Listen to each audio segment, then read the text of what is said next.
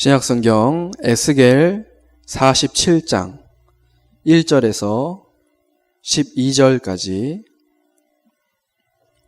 제가 한 절 읽고 여러분들 한 절 읽고 그렇게 교독하겠습니다. 그가 나를 데리고 성전 문에 이르시니 성전의 앞면이 동쪽을 향하였는데 그 문지방 밑에서 물이 나와 동쪽으로 흐르다가 성전 오른쪽 제단 남쪽으로 흘러 내리더라.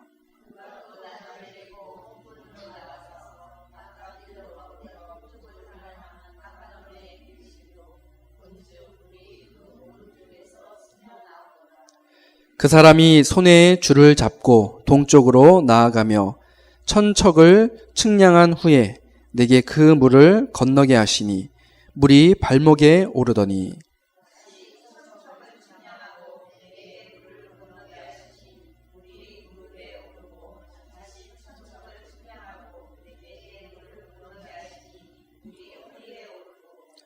다시 천척을 측량하시니 물이 내가 건너지 못할 강이 된지라. 그 물이 가득하여 헤엄칠 만한 물이요 사람이 능히 건너지 못할 강이더라.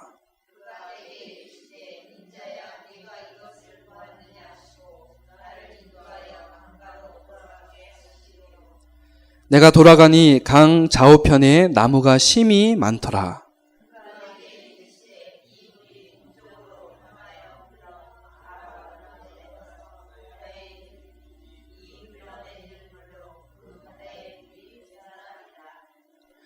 이 강물이 이르는 곳마다 번성하는 모든 생물이 살고 또 고기가 심히 많으리니 이 물이 흘러 들어가므로 바닷물이 되살아나겠고 이 강이 이르는 각처에 모든 것이 살 것이며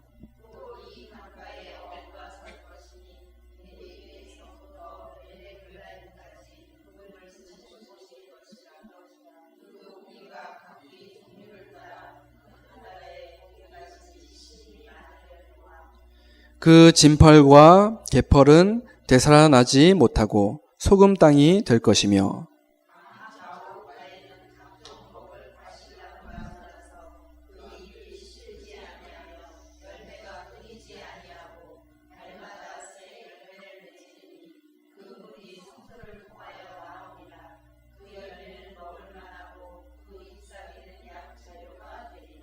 아멘. 지난 한 주간에 우리는 하나님 앞에 감사를 고백하자는 미션을 받았었는데 감사를 잘 고백하셨습니까? 오늘 이 시간 같이 고백해 봅시다. 하나님 감사합니다.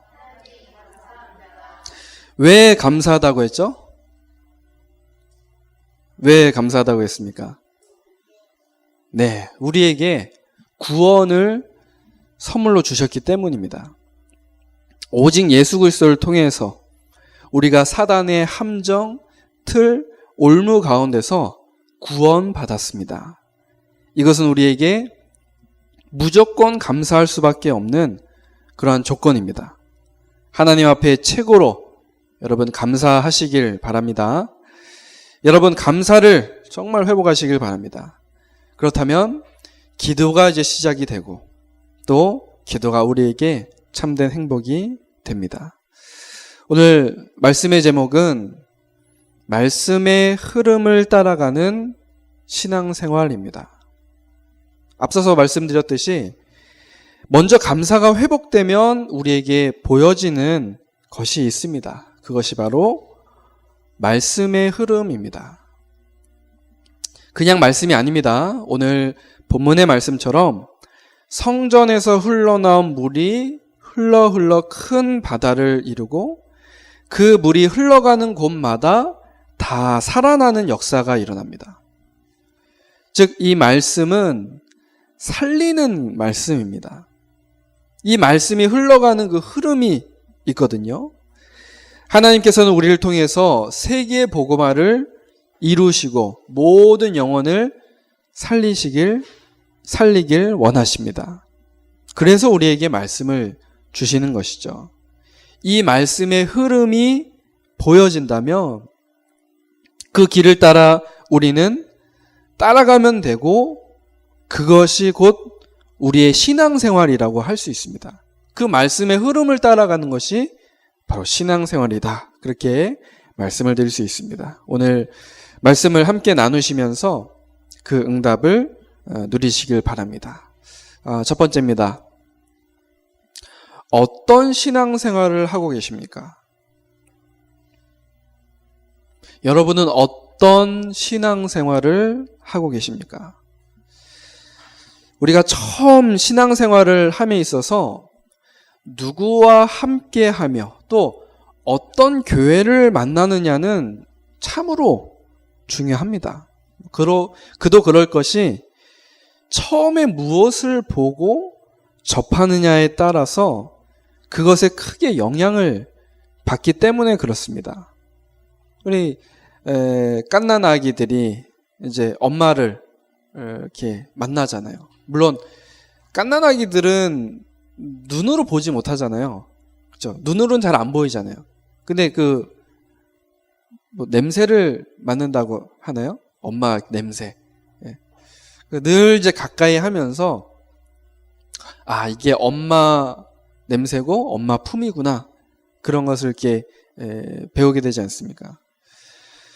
그런 것처럼요. 신앙생활도 사실 처음 어떻게 시작하느냐 굉장히 중요하거든요.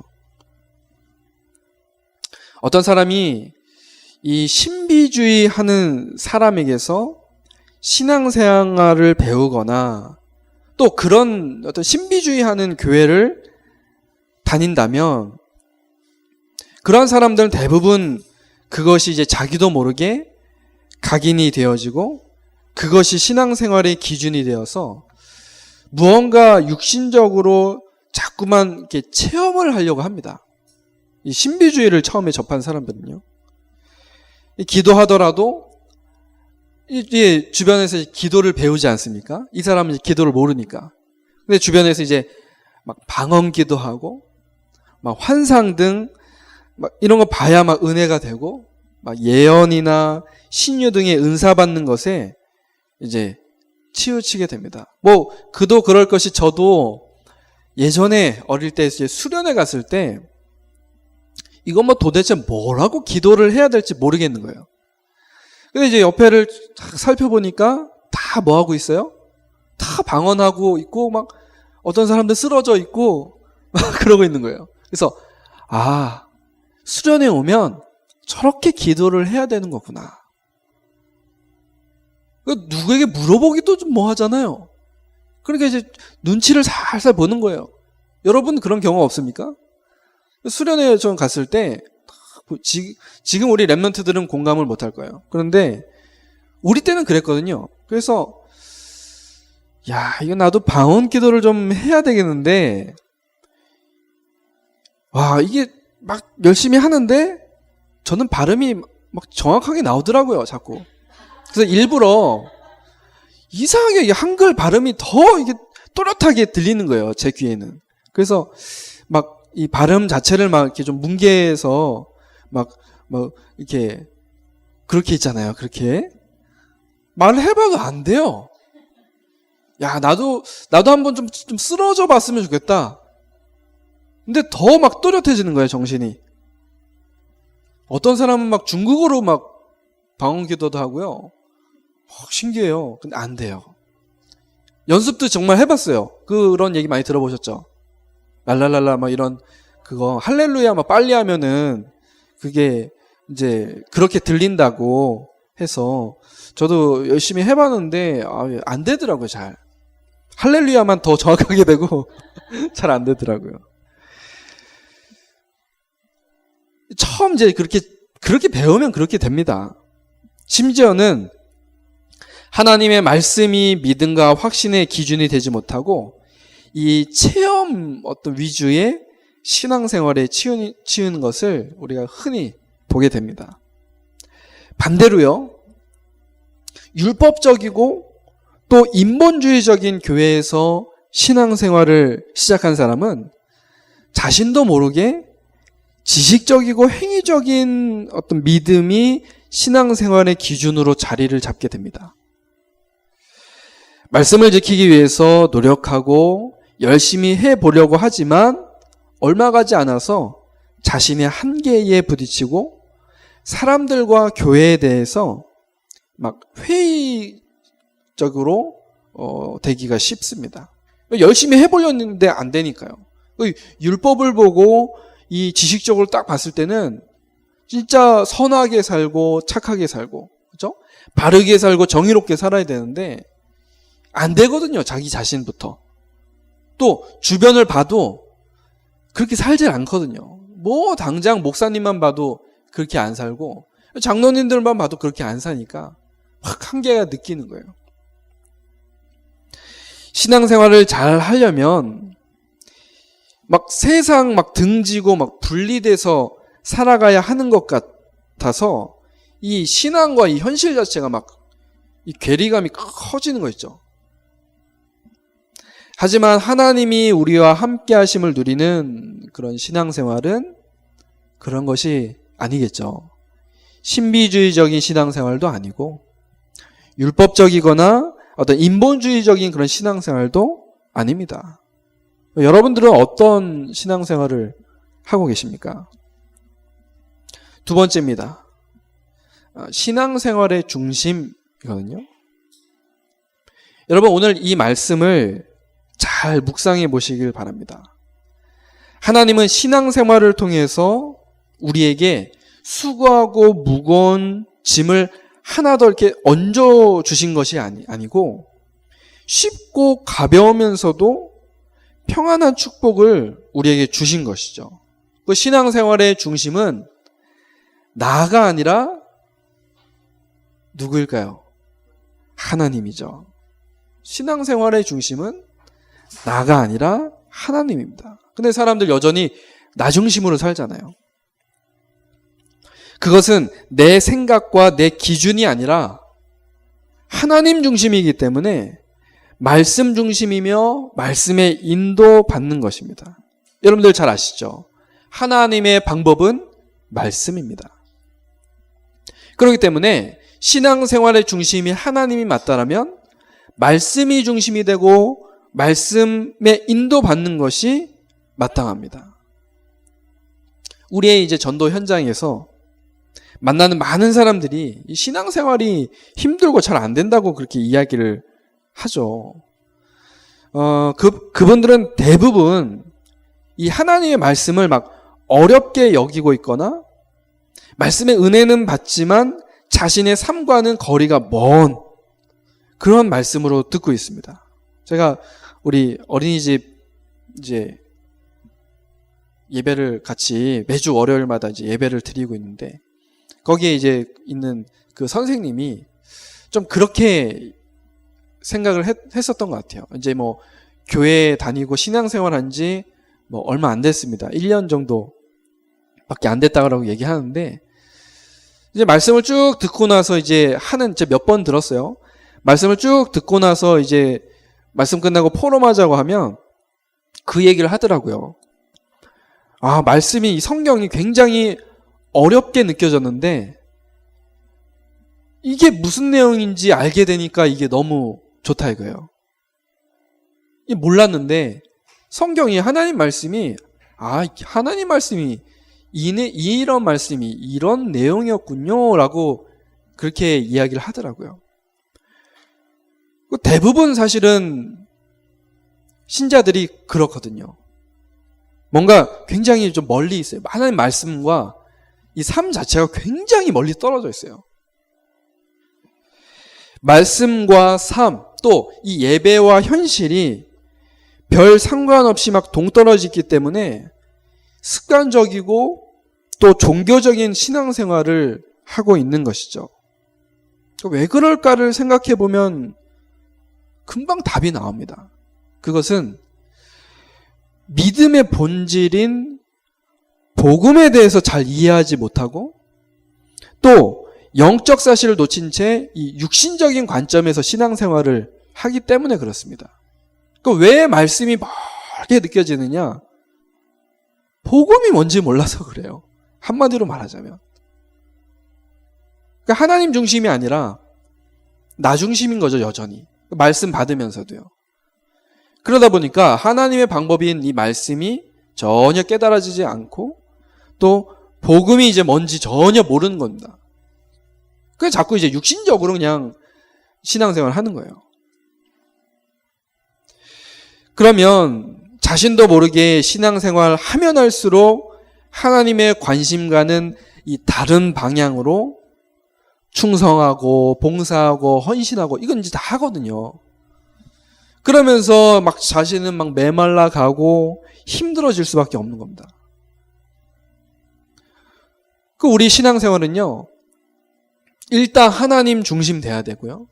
하나님 중심이라는 것은 말씀이 중심이 돼야 되고 말씀의 인도를 받아야 되거든요.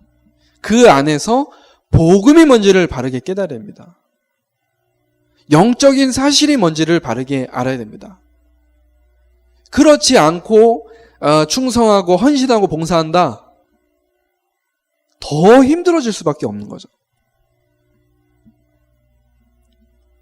큰 세 번째입니다. 말씀의 흐름입니다. 그렇다면 이제 우리가 어떻게 해야 되겠습니까? 신비주의도 아니고 율법주의도 아닌 하나님 중심의 신앙생활을 하려면 어떻게 해야 합니까?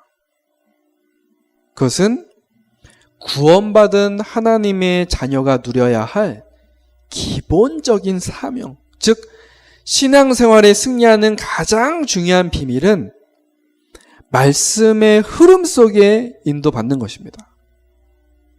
이것은 구원받은 하나님 자녀의 가장 기본적인 사명이에요. 말씀의 흐름 속에서 인도받는 게 가장 기본적인 겁니다. 근데 이제 대부분 성도들이 어떤 말씀을 받으려고 하지 않고 그냥 교회 출석을 하려고 그래요. 도장을 찍으려고 그래요. 왜 우리 출석하면 출석 도장 찍어주잖아요.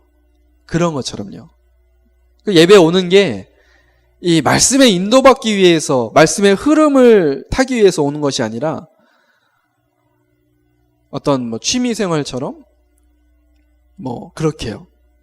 그러다 보니까 어떤 그런 내용과 흐름이 있다 보니까 많은 교회들이요, 자꾸 이제 성도들의 이렇게 편의를 좀 생각해요. 편의를 좀 생각해요. 그러다 보니까 이제 예배 시간을요, 막 많이 앞당겨요. 예배 시간 자체를. 그래서, 조그만 교회에 만약에 성도가 많다. 여기 지금 이 공간에 꽉 차게 앉으면 몇 명 정도 앉을 수 있을까요? 이 공간에. 한 50명 정도는 앉을 수 있을 것 같아요. 꽉 차게 앉으면. 그쵸? 한 줄에 4명 앉는다 치면, 의자 12개니까 48, 50명 정도는 앉을 수 있겠네요. 근데 만약에 우리 교회가, 출석하는 성도가 300명이다. 그럼 어떻게 해야 되겠습니까? 그럼 몇 부를 해야 되겠습니까? 한 번에는 못 하잖아요. 300명이 여기 다 못 들어오잖아요. 한 6부 정도는 나눠야 된다라는 결론이 나오지 않습니까? 생각만 해도 기분이 좋으십니까? 그렇게 될 줄로 믿습니다. 그런데 이제 6부로 막 나누면요, 그럼 예배 시간은 그럼 어떻게 해야 되겠습니까? 이거 예배 시간을 막 쪼개야 되는 거예요. 그렇죠? 아침 한 7시부터 시작해서 7시, 9시, 그 다음에 11시, 그 다음에 점심 먹는다 쳐도요, 1시부터 해갖고 1시, 그 다음에 3시, 5시까지. 와. 하루 종일. 그렇죠? 목사님 똑같은 설교 6번. 자, 이럴 수밖에 없다라면은 그렇게 해야죠. 어쩌겠습니까? 예전에 그 예언교회가 그렇게 했었거든요. 예언교회가. 지금은 이제 그 본당 크게 이제 새로 지어서 그 본당에 한 3,500명 정도 들어가거든요. 본당 그 안에 3,500명 정도 들어가는데 그 예언교회 성도가 한 10,000명 정도 됩니다. 그 정도 됐거든요. 근데 아시다시피 그 홀 이름이 뭐죠? 갈릴리 홀인가요? 그 문화센터. 가보셔서 아시죠? 그 서울에. 그 본당 짓기 전에 왜 그 이제 문화센터 지하에 있는 그 홀 있잖아요. 거기는 뭐 많이 들어가봤자 한 1,000 몇 명 들어갈까요? 거기 뭐 그렇게 많이 못 들어가거든요. 근데 거기서 예배를 드렸었단 말이에요. 이 본당 공사하기 전에. 그걸 보니까 많이 쪼개서 예배를 드리더라고요. 뭐 어쩔 수 없지 않습니까? 성도가 그렇게 많은데. 각 막 교육관 어디 뭐 여기서 다 영상으로 막 틀어주고 하더라도 그렇게 할 수밖에 없었거든요. 예전에는 뭐 집회 이런 거 할 때도 많이 불편했습니다. 근데 이제 크게 이제 본당을 짓고 나니까 많이 수월해지고 좋아졌는데,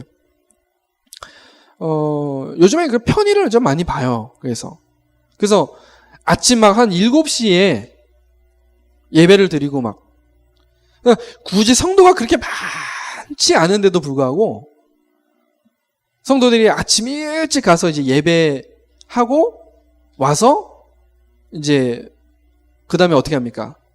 자기들의 시간을 갖는 거예요. 놀러 가는 거예요. 말하자면 가족들과의 어떤 시간들을 보내고. 근데 이게 이제 제가 설명드린 어쩔 수 없는 상황에서 그렇게 한다면 문제될 거 없겠지만, 지금 이제 수도권에서는요 그렇게 많이 해요. 그래서 오후 예배를 아예 없어요.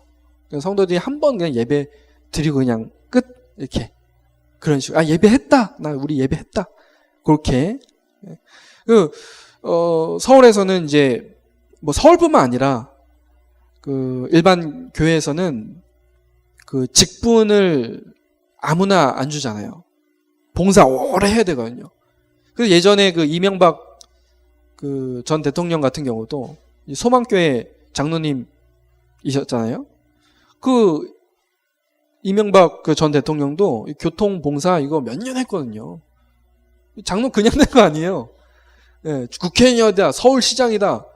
아니요, 그거 하면서도 교통봉사 했거든요. 그래서 그 장로가 된 거예요, 사실은. 우리는 그런 식의 어떤 신앙생활이 아니라 말씀의 흐름 속에서 말씀에 정말 세밀한 인도받는 그런 신앙생활 해야 될 줄로 믿습니다. 그게 올바른 신앙생활이죠. 여러분 성경에 보면요, 태초에 말씀이 계셨고 그 말씀이 육신이 되어서 이 땅에 오신 예수님께서, 그 예수님께서는 십자가에서 우리의 모든 문제를 다 해결하시고 다 이루었다 말씀을 하셨습니다.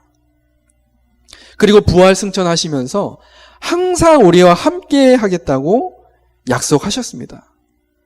따라서 우리의 신앙생활은 살아계신 예수 그리스도, 곧 이 말씀의 인도를 따라가는 것이며, 그래서 신앙생활에서는 예배가 굉장히 중요합니다.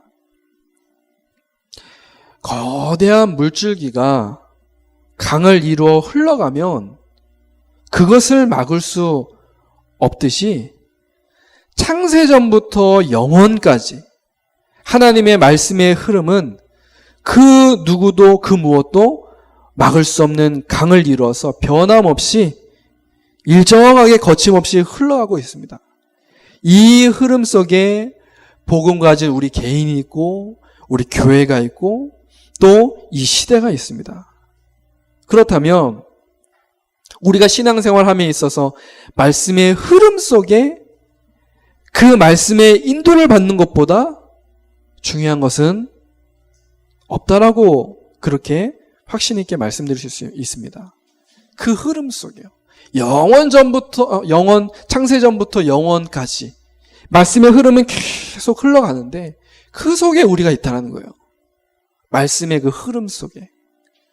그 인도를 우리는 따라가는 것이 맞습니다. 그렇죠? 이 흐름은요, 우리가 막을 수 있거나 거부할 수 있거나 이럴 수 있는 게 아니에요. 여러분들, 막 물살 센 그 강 이런데 혹시 들어가 보셨나요? 그거 막 휘청휘청 하잖아요. 그죠? 우리가 그 강을 막 거슬러 하려면 이게 안 되거든요. 예, 한순간에 휩쓸려 가거든요. 말씀의 그 흐름.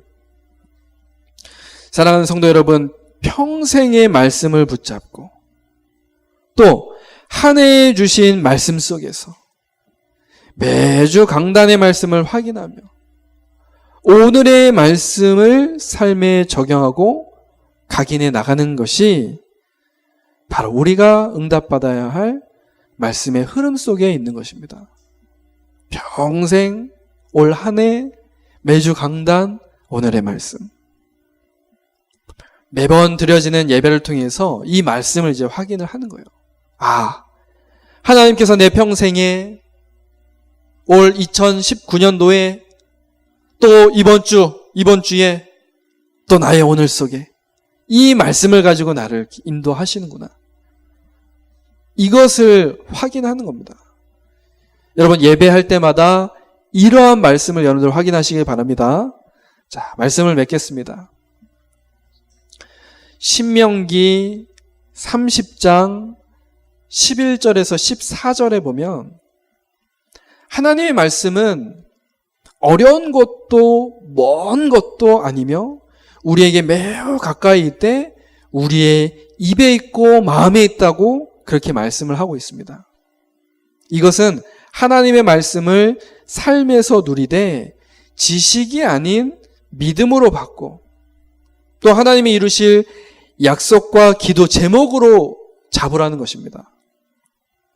더 이상 말씀 따로 삶 따로가 아니라 말씀이 삶의 기준이 되고 정체성이 되도록 묵상하면서 그 말씀 속에서 모든 것 분별하고 판단하고 힘을 얻으라는 것입니다. 이 말씀의 흐름 속에 있는 축복을 누리는 저와 여러분이 되시기를 주님의 이름으로 축복합니다.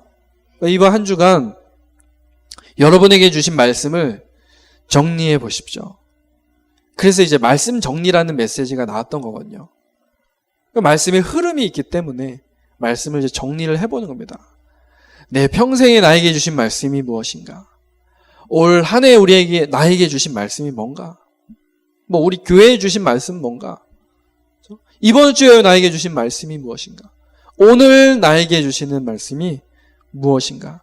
이 말씀의 흐름이 어떻게 흘러가는지 여러분들 한번 보십시오. 어제 제천 지역에서 처음으로 어린이 전도학교가 있었습니다.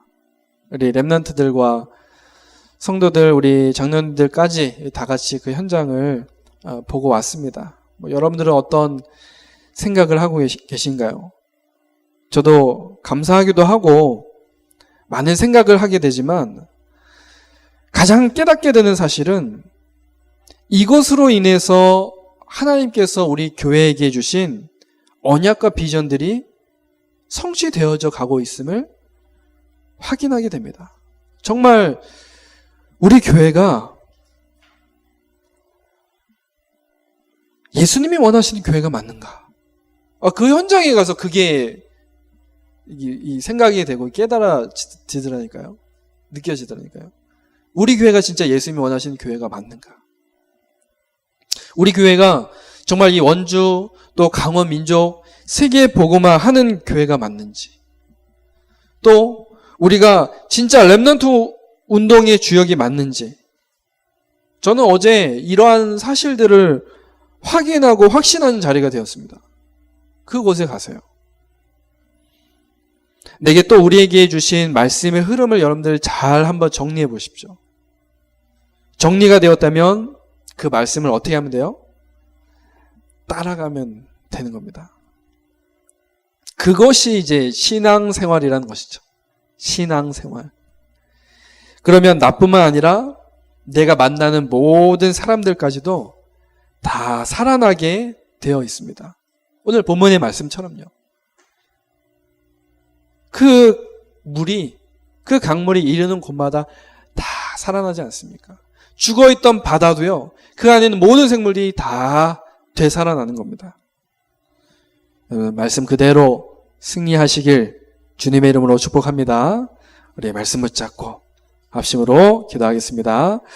하나님 아버지 감사합니다. 하나님, 오늘 말씀의 흐름을 따라가는 신앙생활, 이 응답 속에 있게 하심 감사를 드립니다. 우리가 어떤 신앙생활을 하고 있습니까? 우리가 하나님 중심의 신앙생활을 하고 있는지요? 하나님, 우리에게 복음 깨닫게 하시고 또 이 말씀의 흐름 속에 있게 하신 하나님을 찬양하고 감사와 영광을 돌려드립니다. 우리가 구원받은 하나님의 자녀가 맞다라면 정말 우리의 사명은 바로 이 말씀의 흐름 속에 있는 것인 줄로 믿습니다. 하나님, 정말 이 예수 그리스도가 정말 이 우리의 말씀이 되시고 또 이 말씀의 인도를 따라가는 것이 우리 신앙생활인 줄로 믿습니다. 하나님, 우리 평생에 또 올해 또 매주마다 오늘 우리에게 주신 하나님 말씀을 확인하게 하시고 그 말씀 그대로 따라가며 인도받는 우리 성도들, 렘넌트들 되게 하옵소서. 그래서 이 말씀 속에서, 흐름 속에서 최고 인도받고 승리하도록 하나님 축복하여 주옵소서. 감사를 드리며 살아계신 예수 그리스도 이름으로 기도드립니다. 아멘.